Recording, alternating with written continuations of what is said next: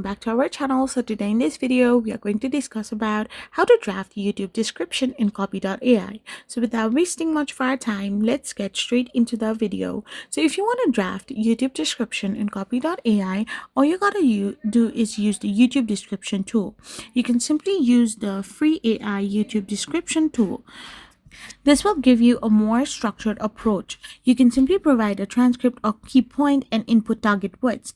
After this, it will generate your description for your YouTube channel. So if you want to use Copy.ai Chat, you need to simply go to Copy.ai. Once you're in Copy.ai, you need to access the chat. After this, you need to submit a detailed prompts and use the improve feature to get the result. So if you got to do this, then it will provide you a draft of your YouTube descriptions.